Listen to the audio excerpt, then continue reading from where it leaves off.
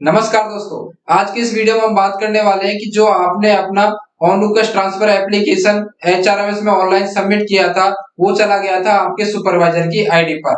आपने जिस भी सुपरवाइजर का नाम वहां पर डाला होगा, आपका एप्लीकेशन उस सुपरवाइजर की आईडी पर चला गया है। ठीक है, वो आपके सुपरवाइजर को दिखने लगा होगा। अब आपका सुपरवाइजर आपके कंट्रोलिंग ऑफिसर को आपके ऑन रिक्वेस्ट ट्रांसफर के एप्लीकेशन को किस तरीके से भेजेगा, आज के वीडियो में हम ये सीखने वाले हैं।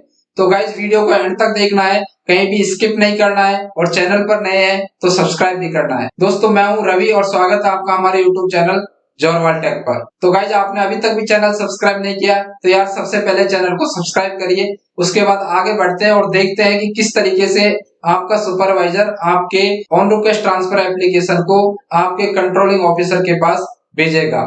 आपके ऑन रिक्वेस्ट ट्रांसफर का क्या फ्लो चार्ट होगा, वो भी हम इस वीडियो में थोड़ा सा डिस्कस कर लेंगे। और जो मेन प्रोसेस है सुपरवाइजर की, कि सुपरवाइजर को आपका एप्लीकेशन किस तरीके से दिखेगा, कहां पर दिखेगा, और वो किस तरीके से आपके कंट्रोलिंग ऑफिसर को वो भेजेगा, आइए सीखते हैं आज के इस वीडियो में।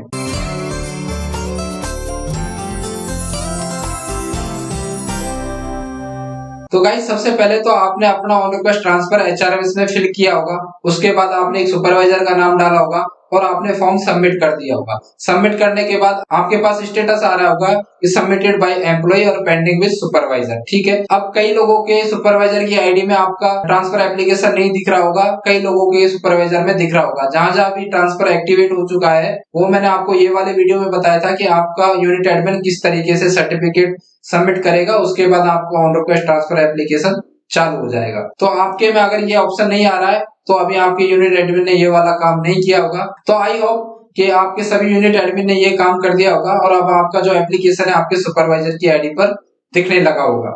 ठीक है, अब हम चलते हैं लैपटॉप की स्क्रीन पर और देखते हैं कि आपका सुपरवाइजर आपके जो ऑन रिक्वेस्ट का ट्रांसफर एप्लीकेशन है उसको किस तरीके से आपके कंट्रोलिंग ऑफिसर के पास भेजेगा। तो चलिए लैपटॉप की स्क्रीन पर। तो गाइज, यहाँ पर हम सबसे पहले देखते हैं ऑन रिक्वेस्ट ट्रांसफर का flow chart, basic flow chart क्या है। तो गाइज, सबसे पहले एम्प्लॉय फॉर्म फिल करेगा, उसके बाद वो उसके सुपरवाइजर के पास जाएगा, सुपरवाइजर उसको उसके कंट्रोलिंग ऑफिसर के पास भेजेगा। अब उसका कंट्रोलिंग ऑफिसर जो भी उस ऑफिसर है एम्प्लॉय का, उसके पास भेजेगा। उसके बाद जो उसका कंट्रोलिंग ऑफिसर है वो उसके डीसी के पास भेजेगा, यानी कि जो भी एम्प्लॉय है उसका जो डीलिंग क्लर्क है उसके पास भेजेगा। डीसीए जो वीए के पास भेजेगा, वीए ए के पास भेजेगा, ए फॉरवर्ड करेगा एस्टेब्लिशमेंट ऑफिसर को। ठीक है, और एस्टेब्लिशमेंट ऑफिसर फॉरवर्ड करेगा डीआरएम को। ठीक है ना, या वर्कशॉप है तो सीडब्ल्यूएम को, और हेडक्वार्टर है तो कंसर्निंग पीएचओडी जो भी है ऑथोरिटी, उसको डीआरएम या सीडब्ल्यूएम उस केस को अप्रूव करेगा या रिटर्न कर सकता है ए को, और ए फॉरवर्ड करेगा ट्रांसफरिंग यूनिट को। ये उसका बेसिक फ्लो चार्ट है, इसको आप पूरा देख सकते हैं जो भी कुछ होगा। अभी हम बात कर रहे हैं कि एम्प्लॉय ने फॉर्म भरा है और वो सुपरवाइजर के पास पहुंच गया है, और सुपरवाइजर कैसे उसको कंट्रोलिंग ऑफिसर के पास भेजेगा। तो गाइज, ये कोई एम्प्लॉय है जिसने अपना एक ऑन रिक्वेस्ट का ट्रांसफर एप्लीकेशन एचआरएमएस में सबमिट किया है। ठीक है ना, और इस यूनिट के लिए उन्होंने ट्रांसफर लगाया है और स्टेशन ये दिया है। इसका करंट स्टेटस आ रहा है submitted by employee to supervisor.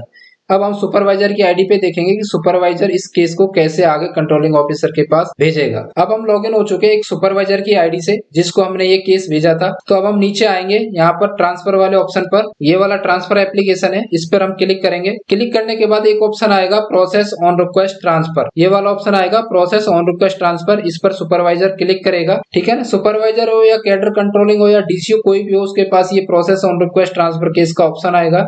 Mutual के केस में ये प्रोसेस म्यूचुअल ट्रांसफर का ऑप्शन आएगा। अभी ऑन रिक्वेस्ट का चल रहा है तो ऑन रिक्वेस्ट ही हम बात करेंगे। तो इस पर हम क्लिक करेंगे। क्लिक करने के बाद कुछ इस तरीके का इंटरफेस आएगा। यहाँ पे एक ड्रॉप डाउन लिस्ट आएगी, यहाँ से आपको अपने केस को सेलेक्ट करना होगा। ठीक है, मैं फिलहाल इसको थोड़ा बड़ा कर देता हूँ। उसके बाद सुपरवाइजर यहाँ से केस को सेलेक्ट करेगा, इस पे क्लिक करेगा। क्लिक करने के बाद उसके सामने जो भी केस आए रहेंगे रिक्वेस्ट ट्रांसफर के, वो उसको यहाँ पर दिखने लगेंगे अगर उसकी आईडी पर पेंडिंग है। उसके बाद वो यहाँ से सेलेक्ट करेगा केस को और गो करेगा। गो करने के बाद उस एम्प्लॉय की पूरी डिटेल आ जाएगी कि उसका प्रेजेंट में क्या है। ठीक है, और उसके बाद उसने कहाँ पर ट्रांसफर लगाया है, ये सारी डिटेल उसके सामने आ जाएगी सुपरवाइजर की आईडी पे। ठीक है, तो ये वाली पूरी एम्प्लॉय की डिटेल है जो आपको दिख रही है। उसके बाद ये ट्रांसफर की डिटेल है कि उसने कौन सा ट्रांसफर लिया है, किस जोन के लिए लिया है, किस यूनिट के लिए लिया है, कौन से डिपार्टमेंट के लिए लिया है। और यहाँ से वो उसको फोटो देख सकता है, यहाँ से सिग्नेचर देख सकता है, और यहाँ से सपोर्टिंग डॉक्यूमेंट देख सकता है जो भी सुपरवाइजर है। उसके बाद ये उसकी कम्युनिकेशन डिटेल रहेगी एम्प्लॉय की, जो भी कम्युनिकेशन डिटेल है वो यहाँ से देख सकता है। उसके बाद हम नीचे आ जाते हैं, यहाँ पे उसका पूरा बैक का प्रोसेस रहेगा कि पीछे से क्या क्या प्रोसेस हुआ है, पूरी हिस्ट्री यहाँ पर आ जाएगी। रिक्वेस्ट ट्रांसफर का जो भी रिमार्क है, मतलब पिछले यूजर ने क्या क्या रिमार्क दिया है, जो भी पूरी हिस्ट्री यहाँ पर रहेगी। तो यहाँ पे जैसे सबसे पहले ये हुआ है कि ये केस इतने तारीख को रजिस्टर हुआ है, ठीक है, किस एम्प्लॉय ने किया या किस डीलर ने किया उसका नाम यहाँ पे आ जाएगा, यहाँ पे रिमार्क आ जाएगा, ठीक है। तो हमारा फिलहाल टेस्ट है तो टेस्ट रहेगा, हम एक तरीके से केस को टेस्ट कर रहे हैं। और यहाँ पे स्टेटस रहेगा submitted by employee to supervisor, ठीक है। उसके बाद यहाँ पे सुपरवाइजर एक्शन लेगा। एक्शन में दो ऑप्शन आते हैं, रिजेक्ट या फॉरवर्ड। यदि उसको इस केस को रिजेक्ट करना है तो रिजेक्ट पे क्लिक करेगा, यहाँ पे रिमार्क लिखेगा और सबमिट कर देगा, तो ये केस रिजेक्ट हो जाएगा और वापिस से एम्प्लॉय के पास चला जाएगा।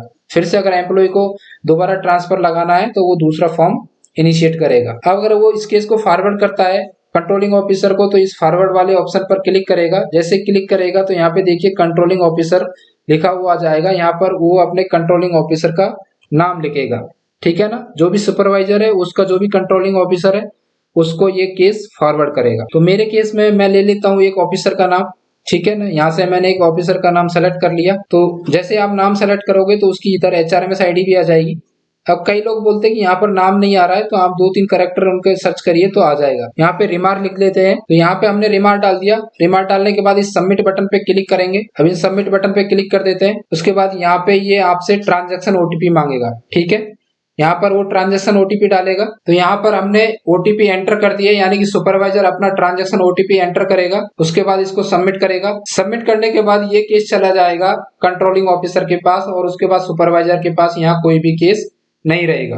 अब हम इस केस की स्टेटस देखते हैं, फिर से एम्प्लॉय की आईडी पे जाके। अब देखिए हमारे इस केस की स्टेटस हो गई है पेंडिंग विद कंट्रोलिंग ऑफिसर, यानी कि सुपरवाइजर ने इस केस को भेज दिया आगे और कंट्रोलिंग ऑफिसर के पास पेंडिंग है। तो गाइज इस तरीके से आपका सुपरवाइजर आपके केस को आगे फॉरवर्ड करेगा कंट्रोलिंग ऑफिसर के पास, या वो रिजेक्ट भी कर सकता है। आई होप गाइज अब आपको समझ में आ गया होगा कि आपका जो सुपरवाइजर है वो किस तरीके से आपके एप्लीकेशन को आपके कंट्रोलिंग ऑफिसर के पास भेजेगा। गाइज ट्रांसफर से संबंधित जो आगे की प्रोसेस है उनका मैं सेपरेट से अलग अलग वीडियो बनाता रहूंगा। तो गाइज आप चैनल पर जाकर सारी वीडियोस को देखते रहें, आगे की प्रोसेस के वीडियोस जल्दी आने वाले हैं और मैं कोशिश करूंगा कि आपको जल्दी से जल्दी ये सारी वीडियोस प्रोवाइड करा दूं, ताकि प्रशासन को भी कोई दिक्कत नहीं हो और आपको भी कोई दिक्कत नहीं हो। तो गाइज वीडियो इन्फॉर्मेटिव लगा हो तो ज्यादा से ज्यादा लोगों में शेयर करें, चैनल को सब्सक्राइब करें, वीडियो को लाइक करें और मुझे कमेंट करके बताएं आपको वीडियो का कौन सा पार्ट अच्छा लगा है और आपको HRMS में कहाँ पर प्रॉब्लम आ रही है। तो गाइज मिलते हैं इसकी नेक्स्ट प्रोसेस के साथ,